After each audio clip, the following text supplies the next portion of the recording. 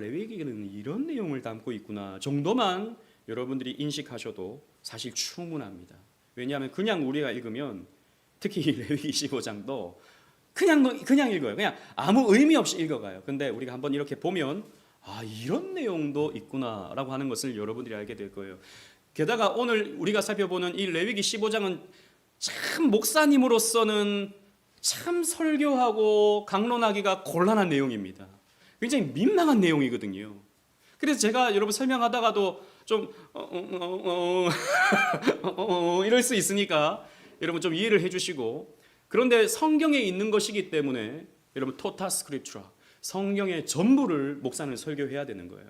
성경의 전부를 목사는 설명해야 되는 것입니다. 민망해도 좀 얼쩍지근해도 제가 오늘 여러분들에게 오늘 이 레위기 15장의 이 정결법 세 번째 시간을 강론하도록 하겠습니다.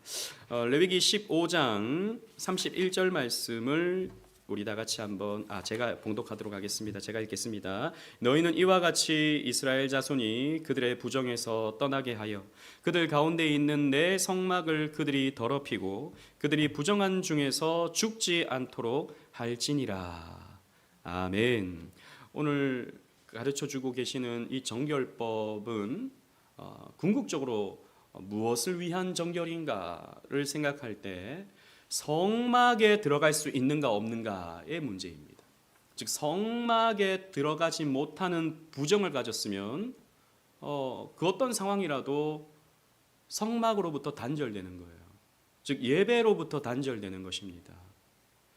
반면에 정결함을 입으면 어떻게 됩니까? 성소에 나아갈 수 있는 은혜가 주어지는 것이죠. 그래서 부정과 정결이라는 것은 그런 의미가 있다라는 것입니다. 우리 정결법을 지금 세 번째 살피고 있는데요. 11장은요. 정결한 음식과 부정한 음식에 대해서 우리가 살폈습니다. 그죠?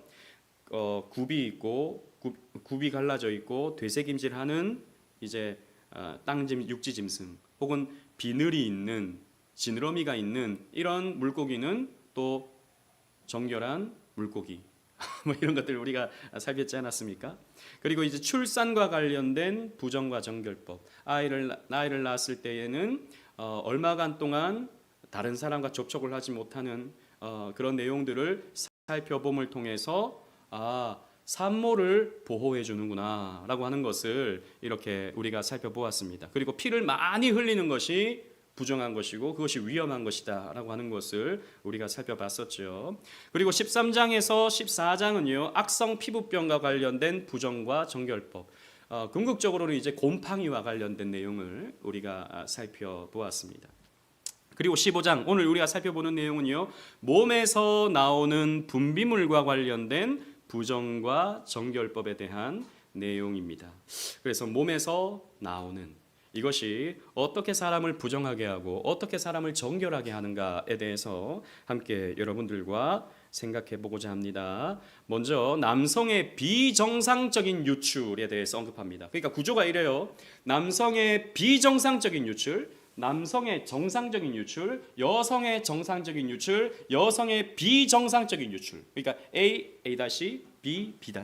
이렇게 샌드위치 구조로 오늘 15장은 되어 있다라고 하는 것을 여러분들이 생각하시면서 이해하시면 되겠습니다. 즉 남성이요 생식 기간에서 비정상적으로 유출되는 질병이 있어요. 여러분 어떤 경우에 그렇게 비정상적으로 유출이 있겠습니까? 이 유출이란 말은 피가 나오거나 고름이 나오거나 남성인 경우에는 정액이 나오는 그런 경우가 되는 것입니다. 여러분 어떤 경우에 이렇게 비정상적으로 유출이 있겠습니까? 대답하지 마세요. 대답하면 민망하니까. 일반적으로는요 성병입니다. 성병으로 말미암아서 피가 나거나 혹은 고름이 나오거나 이렇게 되는 경우가 있을 수 있겠죠. 요즘에는 그래도 위생관념이 많이 나아졌기 때문에 이런 일들이 많이 일어나진 않지만 지금으로부터 약 한 30년, 40년 전만 하더라도 그런 일들은 비일비재하게 일어났습니다. 특히 어디에서 일어나냐면 남자들이 있는 군대에서 일어나죠. 군대 가기 전에 남자들은요 꼭 무슨 이상한 이제 그런 시간을 갖지 않습니까? 다는 아니지만 뭐 일반적으로 세상적인 때가 묻은 사람들은 군대 가기 전에 총각딱지를 떼야 된다 그러면서 사창가를 드나드는 그런 경우들이 있죠.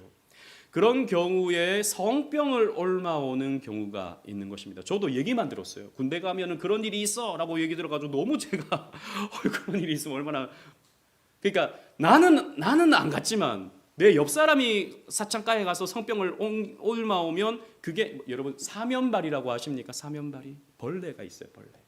이 성기에 이제 기생하는 벌레가 있는 거예요. 그게 사창가에서 이제 옮겨와서 군대에서 남자가 들어오면 그 옆에 있는 사람까지 옮기게 되는 그런 질병이 있는 거예요. 그 말 들었을 때 너무 무서운 거예요. 군대 가기가. 그런 경우들이 있는 것이죠. 그런 경우가 어떻게 되는 겁니까? 막 진물이 나고 이런 것들. 유출병입니다. 이런 것은 부정한 병이 되는 거예요. 이렇게 성병을 가진 사람과요, 접촉한 사람도 부정해지고요.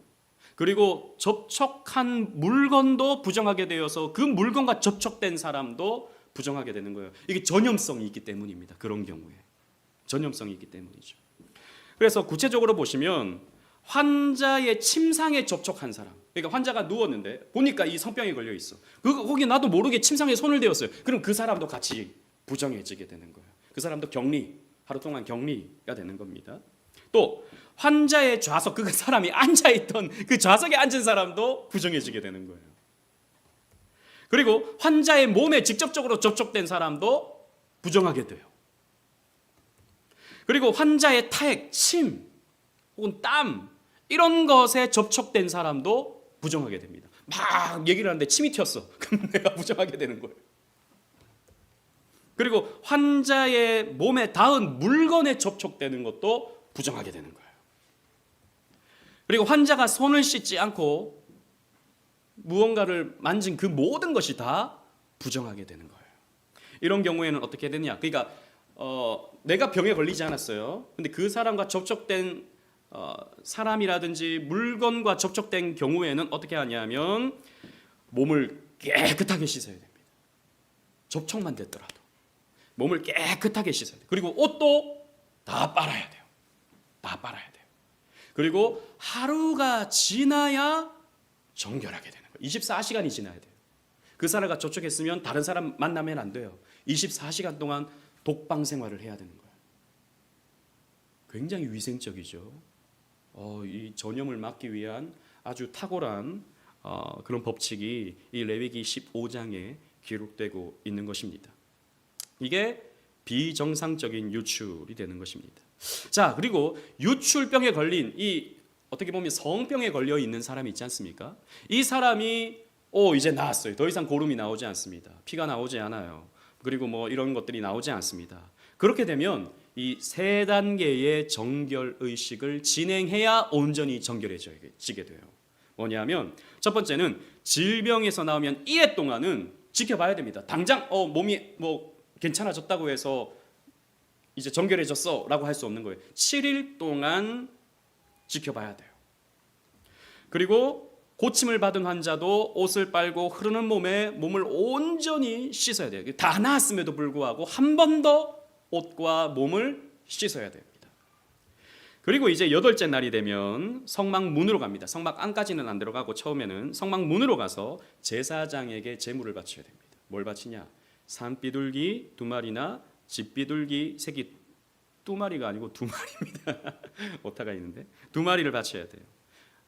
그러니까 새 2마리를 바치면 되는 겁니다, 사실. 그래서 한 마리는 어떻게 하냐? 속죄제. 여러분 속죄제가 뭐라 그랬죠? 죄를 용서하게 하는 죄. 그리고 한 마리는 번제. 이제는 내가 더 이상 이런 성적인 부분에서 정결하게 살아서 내가 하나님께 온전히 정결하게 살겠습니다라고 하는 헌신의 의미의 번제를 드려야 되는 겁니다. 여러분 번제라는 것은 어떤 의미가 있다 그랬죠? 나 자신을 하나님께 드린다라고 하는 그런 의미가 있는 것이죠.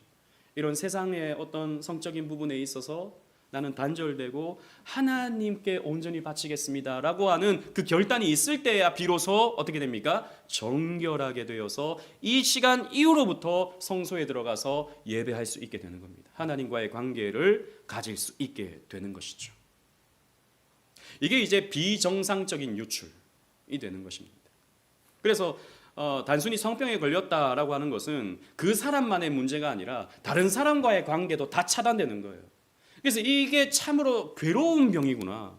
이게 참으로 참 힘든 병이구나. 그러니까 몸이 힘든 게 아니라 관계적인 부분에서 힘든 거구나라고 하는 것을 깨닫게 만드는 것이죠. 그리고 또 하나는 정상적인 유출이 있을 수 있습니다. 정상적인 유출. 이건 그냥 뭐랄까요? 질병이라기보다는 일반적인 유출. 이게 뭐냐면 몽정과 같은 것입니다. 몽정. 특히 이제 남자들 같은 경우에 이 청소년 시절에 몽정을 하게 될 때가 있잖아요. 비의도적으로 정액이 유출되는 경우들이 있는 것입니다. 그런데 이게 왜 부정한 거냐면 정액이 나왔다고 해서 부정한 게 아니라 고름일 수도 있기 때문에 부정할 수 있는 겁니다. 질병일 수도 있기 때문에. 그러나 뭐 고대 사회에서는 그걸 확실하게 의학적으로 분별하기가 어려웠잖아요. 그렇기 때문에 일시적으로 부정하게 되는 그런 이 율법을 하나님께서 주신 것입니다. 그래서 정액, 일반 정액이라면 저녁까지만 부정하게 돼요. 여러분 뭐 몽정을 하는 게 무조건 죄인가? 그렇지 않죠. 몽정은 오히려 건강한 것의 표현이 될 수 있는 것입니다. 여기 보면 이제 그림을 구글링을 해서 이렇게 가져왔는데 처음에 몽정을 하게 되면 굉장히 놀라잖아요. 이게 뭔가 안 해보신 분들은 잘 모르시는데 남자들 같은 경우에는 이게 뭔가 싶은 깜짝 놀라는 그런 일들이 있죠. 혹은 뭐 굉장히 좀 수치스럽기도 하고 굉장히 좀 죄의식을 갖기도 하고 그렇게 되기도 하는데 사실 그것은 건강함이죠. 건강하기 때문에 그게 죄다 이렇게 말할 수 없는 그런 문제가 되는 것입니다. 근데 혹 앞에서 말씀드린 것처럼 이것이 고름일 수도 있고 분별하기가 처음에는 어렵기 때문에 부정한 것을 여기지만 그냥 일반적인 정액이라면 몽정이라면 그 하루만 부정하게 되는 거예요. 원래 이제 앞에서 봤던 비정상적인 유출 같은 경우에는 7일 동안 적어도 최소 7일 동안 병이 낫고도 7일 동안 이제 그 격리 기간이 필요했다면 이런 경우는 하루만 저녁까지만 그러니까 24시간도 아니죠. 저녁까지만 부정하게 되는 거죠. 보통 이제 아침에 이제 깼을 때 그런 일이 있으면 하루 동안에만 이렇게 부정의 시간을 갖게 됩니다. 그리고 또 하나는 남성이 여성과 동침을 해서 정액을 유출하게 되는 경우 이런 경우도 부정하게 됩니다. 그냥 남자와 여자가 서로 부부간에서 서로 관계를 맺어서 정액을 이렇게 유출하면 그건 뭐 일반적인 가정에서 이루어지는 게 아닌가? 우리 그렇게 생각을 합니다. 맞습니다. 그거는 아무런 죄가 되지 않아요. 근데 조금 이따가 제가 말씀드릴게요. 이것이 왜 부정한 것으로 하나님께서 만들어 놓으셨는지. 여러분 오해하지 말 것은 성경에서 부정하다라고 하는 것은 무슨 죄를 지었다, 나쁘다 이런 개념이 아니고 성막 출입이 금지된다라고 하는 그런 의미가 있는 거예요. 어떤 부분에서 보호의 개념이 더 큽니다. 그런 개념에서 여러분들이 이해하셔야 돼요. 그 이유에 대해서는 제가 마지막 신약적 적용해서 말씀드리도록 하겠습니다. 이렇게 정상적인 유출, 몽정을 하거나 아니면 성관계를 통해서 나타나게 되는 이런 정액이 유출되는 이런 경우에는 그냥 몸을 씻고 하루가 지나면 성막 출입이 정상적으로 이루어질 수 있게 되는 것입니다. 이게 이제 남성들의 유출로 생기는 부정에 대한 법이에요. 비정상적인 거, 정상적인 거. 그 다음에 이제 여성의 정상적인 유출이 있죠. 여성의 정상적인 유출. 어떤 경우가 정상적인 유출이 되겠습니까? 여성의 생리와 같은 문제가 됩니다. 여성의 생리로 생긴 부정의 문제가 있어요. 생리를 시작하잖아요. 생리를 시작하면 이거 우리 시대 아닙니다. 구약 시대를 말하는 거예요. 생리를 시작한 여성은 7일 동안 부정해집니다. 여러분 왜 7일 동안 부정하게 될까요? 뭐 생리를 하는 게 죄입니까? 그런 거 아니에요. 당연한 거죠. 몸이 건강한 거죠. 그런데 여러분 구약 시대 때 생리를 하게 되면은 지금처럼 무슨 뭐 진통제가 있습니까? 타이레놀이 있습니까? 아무것도 없죠. 그러니까 복통이 굉장히 심해지는 것입니다. 그런 경우에 밖에 나가서 일하라 보호해 주는 것이죠. 그런 명령으로부터 보호해 주는 거예요. 심지어는 먼 길을 가서 지금 유월절을 지켜 이런 부분에서도 보호해 주는 거예요. 생리가 시작하면 7일 동안에는 저는 자세히 잘 모르지만 며칠 동안에는 많이 아프잖아요. 아픈 동안에는 일이라든지 다른 사람들과의 그런 일반적인 관계라든지 아니면 예배적인 의무라든지 이런 부분에서 쉴 수 있도록 어떻게 보면 생리 휴가를 주는 거예요. 다른 사람과 접촉하지 않도록 생리 휴가를 주는 겁니다. 그리고 이제 1회가 다 지나잖아요. 그러면 이 같은 경우는 제사나 이런 거 전혀 없이 자연스럽게 정결해지게 됩니다. 씻거나 이런 것도 필요 없어요. 그냥 자연스럽게 7일만 지나면 정결하게 돼요. 그래서 마음껏 예배 생활하고 마음껏 사람들과 접촉하고 이런 부분에서는 전혀 문제가 없게 되는 것입니다. 그런데 생리 중인 경우에는 어떻게 되냐면 여성을 만지면 그 생리 중인 여성을 접촉하기만 해도 그 사람도 저녁까지 부정하게 됩니다. 그러니까 생리 중인 여성은 만나면 안 돼요. 접촉도 해도 안 돼요. 이렇게 되는 것입니다. 그리고 생리 중인 여성의 침상이나 좌석을 만지면 마찬가지입니다. 저녁까지 부정하게 돼요. 그리고 생리 중인 여성과 같은 침상을 사용하게 되면 1회 동안 부정하게 됩니다. 이 말은 무슨 말이냐면 생리 중인 아내와 함께 같은 침상도 같이 가질 수 없는 거예요. 그러니까 생리 중인 여성과는 관계도 갖지 말아야 되는 것입니다. 왜냐하면 저도 자세하게 알지 못하지만 생리 중인 여성과 성관계를 가지면 여성에게 굉장히 건강적으로 안 좋다는 그런 것 제가 들어본 적이 있었거든요. 이것도 하나의 여성을 보호하기 위한, 여성의 몸을 보호하기 위한 하나님이 마련해 두신 장치가 아닌가 이렇게 저는 추측을 합니다. 실제로도 이제 주석에 그렇게 기록되어 있는 경우들이 꽤나 많더라고요. 이게 이제 여성의 정상적인 유출이 되는 것이죠. 그리고 이제 여성의 비정상적인 유출이 있습니다. 비정상적인 유출. 정상적인 생리 주기를 벗어난 계속되는 하혈이 있는 경우, 혹은 몸에서 이제 고름이 나오거나 이런 문제가 발생하는 이런 경우를 이제 비정상적인 유출로 보는 것이죠. 성경에서는 이렇게 계속해서 하혈하는 한 여인이 등장하죠. 어디입니까? 누가복음에 보면 혈루병 여인이 등장하는 것을 볼 수 있습니다. 이 혈루병이 뭐냐면 계속해서 하혈하는 병을 가진 그 부인병이죠. 이 여성에 대한 소개가 나오고 있죠. 성경에 보면 특히 누가복음에 보면 어떤 표현이 있냐면 12년 동안 이 여인은요, 이 하혈하는 병으로 고생했어요. 그래서 여러 의원들을 찾아가서 고침을 받으려고 했지만 실패를 했죠. 그래서 어떻게 됐느냐 하면 사람들로부터 완전히 단절돼요. 그리고 이 사람 저 사람에게 병을 고치려 찾아갔다가 돈만 탕진하게 돼요. 그리고 이런 의사 저런 의사를 만나봐서 기대를 걸어봤지만 계속해서 실망만 가졌던 여인이 바로 이 혈루병 여인이었죠. 누가복음에. 현대 의학에서는 기질성 자궁출혈이라고 부르기도 한답니다. 이런 경우가 있는 것이죠. 이런 하혈하는 병, 이런 병 같은 경우에는 어떻게 했느냐?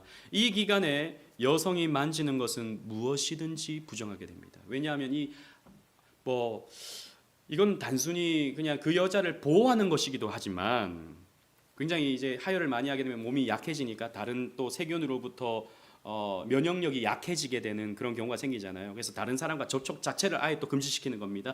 혹은 또 피를 많이 흘리게 되면 피에서 생기는 여러 가지의 어떤 질병들이 또 생길 수 있잖아요. 그 질병들로부터 또 다른 사람을 보호하기 위한 하나님이 마련해 두신 장치인 것도 있는 것이죠. 이런 경우에 여성이 만지는 이 모든 것이 다 부정하게 됩니다. 그러니까 다른 사람과 접촉 자체가 금지되게 되는 거죠. 또 여성이 누운 침상이나 좌석도 마찬가지로 부정하게 돼요. 접촉된 사람도 어떻게 되냐? 옷을 빨고 씻고 하루를 지나야 정결하게 됩니다.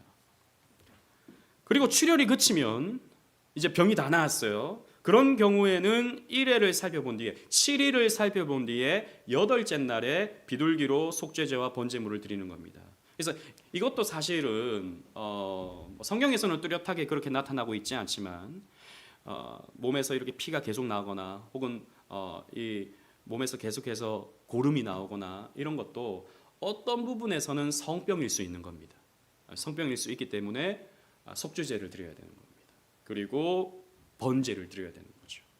속죄제는 이 죄를 용서받는, 그리고 또 하나는 번제는 내 삶을 하나님께 온전히 바치겠다고 하는 이 번제를 드려야 정결해져서 그 다음부터는 성소에 나가서 예배 드릴 수 있게 되는 것이죠.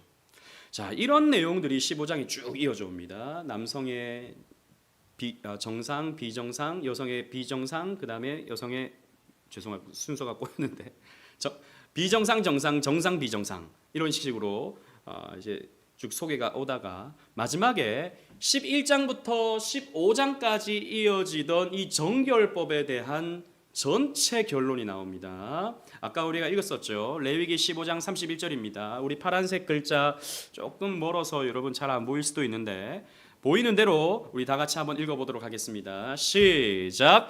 너희는 이와 같이 이스라엘 자손이 그들의 부정에서 떠나게 하여 그들 가운데 있는 내 성막을 그들이 더럽히고 그들이 부정한 중에서 죽지 않도록 할지니라. 아멘. 내 성소를 더럽히지 마라 라는 것입니다. 그래서 이 비정상적인 유출이 있는 경우는 이것은요 성소를 더럽히는 거예요. 왜? 죄를 갖고 성병을 얻었거나 한 거기 때문에 이런 경우는요 부정한 것이 되는 것입니다. 죄가 되는 것입니다. 죄를 가지고 성소에 들어오지 말라라는 것입니다. 들어왔을 경우에는 어떻게 됩니까? 어떻게 됩니까? 죽는다라는 것이죠. 하나님의 심판이 있다라는 겁니다. 누구든지 성소에 나올 수 있어요. 그런 경우에는 정결해진 다음에 너희들이 나와서 하나님 앞에 예배해라. 죄의 용서를 받고 정결해진 다음에 하나님 앞에 나와서 예배를 드려라 라는 것입니다. 그래서 두 가지입니다. 하나는 성소를 거룩하게 유지하는 겁니다. 하나님의 나라를 거룩하게 유지하려고 하는 하나님의 요구가 있는 거죠. 두 번째는 뭐냐면 이 비정상적인 유출, 정상적인 유출인 경우는 그 사람의 죄와는 관련이 없는 거잖아요. 그런 경우에는 그 사람을 보호하기 위한, 남성이든 여성이든 특히 여성인 경우에 여성을 보호하기 위한 장치로서 하나님이 주신 율법이다라는 거죠.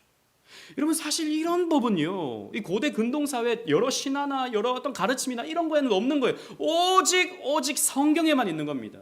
그래서 여성인 경우에 이렇게 생리를 하게 되면 부정하다. 그럼 무슨 여성을 부정하게 여겨? 그래서 요즘에 페미니스트 같은 경우에는 이런 성경을 굉장히 나쁜 가르침이라고 여기는 경우가 많아요. 그런데 한 단계 그 거풀을 벗겨보면 여성에 대한 굉장한 배려가 담겨 있다라고 하는 것을 우리는 찾아볼 수 있게 되는 것이죠. 자, 신약 시대에 이 말씀을 한번 우리 시대에 적용해 보겠습니다. 자, 예수님께서 모든 율법을 어떻게 하셨습니까? 성취하셨어요. 구약의 모든 율법을 이제 완벽하게 이루심으로 말미암아 예수님이 하나님 사랑과 이웃 사랑을 완전히 성취해냄으로 말미암아 이 의식법, 여러분 율법은 크게 세 가지가 있어요. 첫 번째는 뭐냐면 의식법입니다. 이 정결법이 의식법이에요. 11장, 12장, 13장, 14장, 15장까지의 내용이 다 뭐예요? 정의식법입니다. 이 정결법이 의식법이에요. 그래서 그러면서 우리는 저 이방인들과 다른 하나님의 언약 백성이야 라고 하는 것을 생각하도록 만들었던 것이죠. 두 번째는 의식법 다음에 두 번째는 시민법입니다. 시민법. 이것은 당시에 이제 신정국가 이스라엘에게 적용되는 재판법을 말해요. 눈을 한 대 때리면 그 사람 눈도 한 대 때려주는 이런 법들, 이제 시민법이 있어요. 그 다음에 또 마지막으로 주어주신, 사실 마지막이 아니라 제일 처음에 주신 건데 율법이 있는데 그것은 무슨 법입니까? 그렇죠, 도덕법이죠. 우리 김미영 권사님 아주 잘 맞추셨어요. 도덕법이죠. 이 도덕법은 한마디로 뭡니까? 십계명이죠. 십계명. 자, 의식법, 시민법, 도덕법 이 세 가지가 있는데 의식법은 신약 시대에 유효합니까? 유효하지 않습니까? 의식법 유효하지 않아요. 우리는 이 유출병 이런 거 우리는 율법으로 며칠간 우리 격리하고 이런 거 안 합니다. 우리는 병원에 가서 의사 선생님한테 진단받으면 되고 처방받으면 되는 거예요. 시민법 한 대 때리면 그 사람도 때려줘야 됩니까? 아니잖아요. 시민법도 신정국가 이스라엘이 없어졌기 때문에 더 이상 필요 없어요. 하지만 도덕법, 하나님을 사랑하고 이웃을 사랑하는 이 도덕법은 우리에게 유효합니까? 유효하지 않습니까? 유효하다라는 것이죠. 어쨌든 왜 예수님께서 이 의식법을 종결시켰는가? 예수님께서 그 모든 율법의 정신을 완성하셨기 때문입니다. 그래서 더 이상 이방인과 유대인의 구별이 없어지게 된 거예요. 의식법은 핵심이 그거거든요. 유대인과 이방인들의 구별, 이것이 이제 없어지게 되는 것입니다. 그래서 예수님께서 이 땅에 오셔서 무엇을 하십니까? 이런 부정하다고 여겨지는 사람들을 찾아가시죠.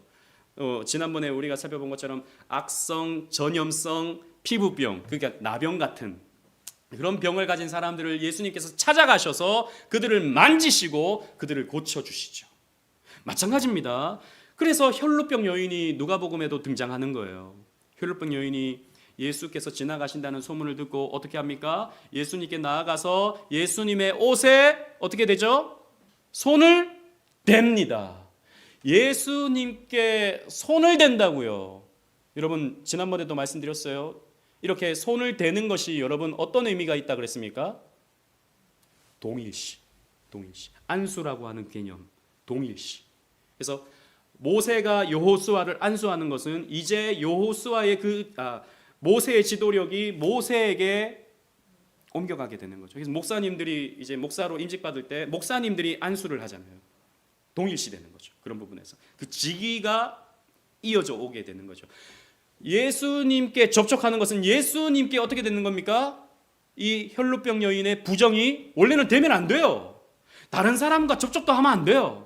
부정하다 소리 지르면서 다른 사람과의 접촉을 완전히 차단시켜야 돼. 근데 그 여인은 뻔뻔하게도 예수님께 손을 갖다 대죠. 그거는 그 장면을 통해서 보여주는 복음의 그림입니다. 손을 갖다 대죠. 그랬더니 예수님께서 뒤를 돌아보시면서 누가 손을 대었느냐 물어보십니다. 누가 내 몸에 손을 대었느냐. 그러니까 그 여인이 제가 예수님의 옷자락에 손을 갖다 대었습니다 라고 하니까 예수님께서 뭐라고 말씀하십니까? 너의 믿음이, 여인아, 내 믿음이 너를 구원하였느니라. 내가 이제 이 병에서 노임을 받았으니 평안히 가라 라고 말씀하시죠. 여러분 그 부정한 여인이 손을 갖다 대자마자 깨달았습니다. 내 병이 고쳐졌다는 걸요. 몰라요. 그게 어떻게 느껴졌는지는 우리는 의학적으로 알 수가 없습니다. 근데 손을 대자마자 깨달았어요. 아, 내 병이 고쳐졌다. 확신이 들었어요. 왜 그렇게 됐습니까? 그것이 어떤 그림입니까? 그 여인의 그 부정함이 예수님께로 옮겨져서 예수님은 십자가에서 그 부정함을 당하시는 겁니다. 대신에 예수님의 그 의로움이, 예수님의 그 율법의 순수하게 지키신 그 의로움이 그 여인에게 옮겨지게 되는 거예요. 그래서 하나님 나라가 그 여인에게 도래하는 거죠. 하나님 나라가. 하나님 나라, 하나님의 다스림이 그 여인에게 찾아오니까 그 여인이요 병에서 고침을 받게 되는 겁니다. 그래서 이 예수님께서 여러 귀신 들린 자들, 병 걸린 자들, 특히 이런 혈루병 여인들을 고쳐주실 때 그 장면이 어떤 장면이냐면 하나님의 나라가 그들에게 임하는 거예요. 그러니까 죄의 다스림을 받던, 질병의 다스림을 받던 이런 사람들이 이제 하나님께 다스림을 받는 그런 모습으로 바뀌게 되는 그림이 되는 것이죠. 그래서 예수님은요 이 혈루병 여인을 고쳐주시는 것입니다. 그래서 예수님은 이제 새 시대가 왔다. 종말을 예수님께서 이제 시작하시면서 모든 질병을 극복하시는 그런 우리의 주로서 당신을 나타내시는 겁니다. 그럼 우리에게는 질병이 없냐? 우리에게도 질병이 있죠. 그럼 우리는 하나님 나라가 안 왔냐? 아니죠. 우리는 하나님 나라를 살고 있고요. 그러나 아직 완성되지 않은 하나님 나라를 준비하고 있죠. 그래서 우리에게 찾아오는 여러 가지 질병들은 우리에게 어떻게 보면 이별 인사하러 오는 겁니다. 이 땅에서는 죄가 있는데 그래서 죄의 흔적으로서 내가 너에게 찾아왔어. 하지만 이제는 빠이빠이야. 너는 천국 가서 더 이상 이 죄의 노예가 되지 않을 거야. 라고 인사하러 이런 질병이 우리에게 찾아오는 거라고요. 그리고 우리는 이런 질병 때문에 우리는 멸망하지 않죠. 오히려 질병 때문에 하나님께로 더 가까이 나아갈 수도 있게 되는 것입니다. 어쨌든 예수님께서는 그런 그림을 통해서 새 시대가 왔다라고 하는 것을 보여주시는 것입니다. 자, 그리고 우리는 이것도 꼭 기억해야 되는데요. 성생활에 있어서 거룩해야 된다라고 하는 것을 우리에게 가르쳐 줍니다. 앞에서 말씀드린 것처럼 남성이 여성과 동침해서 정액을 유출하면 그게 부정하다 그랬잖아요. 그게 왜 하나님께서 그런 어떻게 보면 이해 안 되는 법을 이렇게 기록해 두셨는가 생각이 들 수 있는데, 이 고대 근동 지역에 있어서 이교도의 제사 같은 경우에는 언제나 성관계를 동반했습니다. 성관계. 그러니까 거기에는요, 이 암몬, 그러니까 이 이스라엘 바로 이제 오른쪽에 보면 암몬과 모압이 있죠. 그리고 밑에는 에돔이 있죠. 이런 나라들의 제사는요, 일반적으로 성관계가 아주 흔하게 이루어졌습니다. 그러니까 이 신전 창기들이 있었어요. 신전 창기들. 신전 창기들과 성관계를 맺으면 그 신의 좋은 기운이 나에게 온다라고 생각을 했던 것입니다. 그래서 그런 경우에 성병을 많이 이제 가지고 오게 되죠. 그런 것들을 예방하기 위함입니다. 그런 것들은 부정하기 때문에, 그런 것들은 너희들이 절대 해서는 안 되는 것이기 때문에 유출하는 것 자체가 하루 동안에 부정하게 되는 그런 법을 하나님께서 주신 것이고요. 또 하나는 전쟁 중에, 여러분 고대 사회에서 이 전쟁이라고 하는 것은 지금도 마찬가지지만 너무나도 잔혹한 것이죠. 전쟁이 왜 잔혹하냐 하면, 특히 여러분 2차 세계대전만 하더라도 그때 생겨난 고아들이, 그때 생겨난 그 사생아들이 얼마나 많은지 몰라요. 전쟁은요, 수많은 이 전쟁 고아들을 이제 생겨나게 만들어 버리죠. 그러니까 그때 이제 정복한 군인들이 피정복지의 여인들을 겁탈하는 경우들이 굉장히 많아지게 되는 거죠. 그런 것도 이제 부정하게 여기는 겁니다. 그래서 너희들이 그런 경우에는 하루 동안 부정하게 되니까 전쟁을 못 하게 돼요. 신명기에 보면 이렇게 관계를 맺은 사람은 전쟁에 나가지 못하게 만들거든요. 그러면 그런 겁탈한 사람 같은 경우에는 적이 와서 찔러도 내가 무기를 들 수 없는 거예요. 그러니까 하지 말라는 겁니다. 그런 면에서 여성들에 대한 성폭행을 방지하기 위해서 이 규례를 주신 것이 아닌가, 이렇게 추측할 수 있는 거죠. 성경에서 이것 때문이다라고 말하진 않지만 우리가 추측할 수 있게 되는 것입니다. 그런 부분에서 우리가 기억해야 될 것은 성생활에 있어서 거룩한 것입니다. 여러분, 하나님은 성생활을 나쁘게 여기십니까? 아니에요. 생육하고 번성하는 것은 하나님께서 우리에게 주신 축복입니다. 그러나 그것이 거룩하게 유지되어야 한다라고 하는 것을 우리에게 가르쳐 주시죠. 거룩하게 유지되는 것은 어떤 것입니까? 결혼입니다.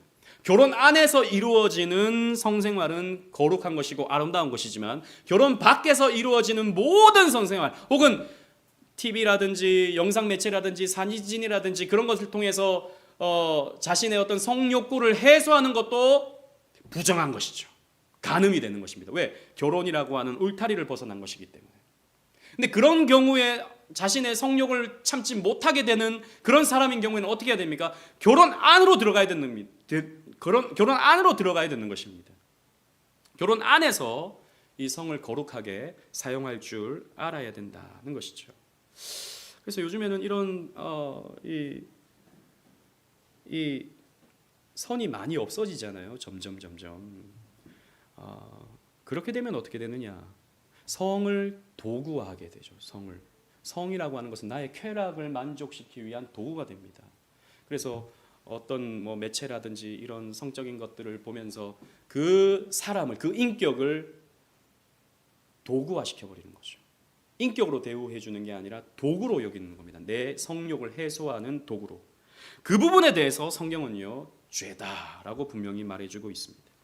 그래서 우리는요, 이런 성경의 원리를 잘 적용할 필요가 있습니다. 그러니까 우리는 이런 레위기 15장의 내용을 문자적으로 지금은 우리는 적용하지 않습니다. 다시 말씀드리지만, 하지만 이 원리를 우리는 잘 적용할 필요가 있는 것이죠. 히브리서 13장 4절 말씀 우리 다 같이 한번 읽어보겠습니다. 시작. 모든 사람은 결혼을 귀히 여기고 침소를 더럽히지 않게 하라. 음행하는 자들과 간음하는 자들을 하나님이 심판하시리라. 아멘. 우리의 삶의 거룩한 부분에 가장 중요한 것은 어떻게 보면 이 성생활입니다. 왜냐하면 이 성생활은 굉장히 은밀하고 이게 드러나지 않기 때문에 이거는 다른 사람에게 들키지 않는 문제예요. 그래서 더 타락할 수 있게 되는 것입니다. 그래서 이 부분이 무너지게 되면 다른 모든 관계에서도 우리는 쉽게 무너질 수밖에 없습니다.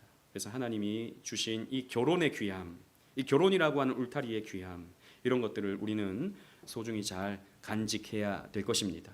자, 정결법 11장부터 기록된 이 정결법을 총정리 한번 해보도록 하겠습니다. 자, 1번 우리 다 같이 한번 읽어보도록 하겠습니다. 시작. 이스라엘 백성의 정체성을 보존함으로 예수님이 오시는데 중요한 역할을 했다는 겁니다. 즉 당시 유대인들은요 하나님의 언약 백성으로서 다른 이방인들은 지키지 않아도 될 이런 의식법들을, 이런 정결법들을 계속해서 지켜야 했습니다. 그렇게 한 것은 바로 이 언약의 알맹이로 오시는 예수 그리스도가 이 땅에 오는 데 있어서 중요한 역할, 그 유대인이라고 하는 이 정체성을 보존하게 하는데 하나님께서 이런 율법을 주셨다라는 겁니다. 그래서 예수님은 이런 유대인으로서 이 땅에 오시죠. 자, 두 번째 다 같이 읽겠습니다. 시작. 그리스도 안에서 모든 정결법이 성취, 그 의미를 적용해야 함. 무슨 말입니까? 그리스도 안에서 이제는 더 이상 이것을 문자적으로 우리는 지키지 않는다는 겁니다. 이 의미는 성취되었어요. 우리는 그리스도 안에서 어떻게 됩니까? 정결하게 되는 거예요. 하지만 그 의미, 그 먹는 것들, 그리고 곰팡이, 그리고 이런 성생활, 이런 부분에서 그 의미를 우리는 잘 지켜가야 된다는 것입니다. 자, 세 번째 시작. 하나님 백성은 구별된 삶, 거룩한 삶을 살아야 한다는 정결법의 목적과 정신을 적용해야 된다. 저와 여러분들은 어떻게 살아야 됩니까? 거룩하게 살아가야 됩니다. 히브리서 말씀에 아무도 거룩함 없이는, 그러니까 거룩함 없이는 아무도 주를 보지 못할 것이다 라고 했어요. 여러분들의 삶에 거룩함이 있어야 되는 것입니다. 무엇이에요? 먹는 것에 있어서 거룩함, 위생에 있어서 거룩함, 성생활에 있어서 거룩함, 하나님과의 관계에 있어서 거룩함. 거룩함의 흔적이 여러분들에게 어떻게 나타나고 있는가를 여러분들은 늘 살펴야 되는 것입니다. 물론 우리가 완전히 거룩하지 못해요. 우리는 완전히 이 땅에서 성화되지 못합니다. 하지만 거룩함을 향한 몸부림이 저와 여러분들에게는 있어야 되는 것입니다. 자, 네 번째 시작. 성소에 들어가는 사람에게 요구하는 정결은 장차 하늘 성소에 들어가는 자에게 요구되는 정결이다. 저와 여러분들은 지금 예배당에 오는 데는 이게 전혀 문제가 없어요. 우리가 부정하다 하여 예배당에 못 나올 이유는 없어요. 하지만 예배당에 있다고 해서 다 여러분 천국 가는 것입니까? 그건 아니거든요. 어떤 사람이 천국 갑니까? 정결한 사람이 천국 가는 거예요. 그러면 나는 죄가 많은데 어떡하지? 나는 오늘도 거짓말했는데 나는 오늘도 음란한 생각을 했는데 나는 어떡하지? 어떻게 하면 됩니까? 어떻게 해야 돼요? 그리스도께로 오셔야 됩니다. 여러분들이 그리스도 안에 있다면 여러분들은 거룩한 새로운 피조물이 되는 것입니다. 그래서 우리의 유일한 소망은 무엇입니까? 예수 그리스도.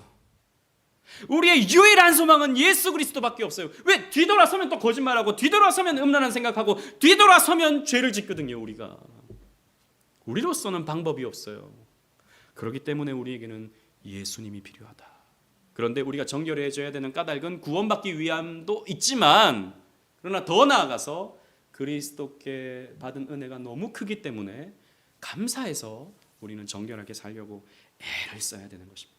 그 흔적을 우리는 나타내 보여야 될 것입니다. 그래서 이렇게 거룩하게 살아가는 저와 여러분들 되시기를 주님 이름으로 축원합니다. 아멘. 우리 또 한번 만들어 보니까 이렇게 만들어 주더라고요. 그래서 여러분 나중에 이거 표에 있는 것들 한번 보시면서 한 번에 이렇게 좀 표로 볼 수 있는 좋은 자료가 되는 오타가 좀 많아요. 근데 이 AI가 한국말을 잘 못해가지고 오타가 많은데 여러분 정리하시는데 또 요긴하게 사용하시기를 바라겠습니다. 자.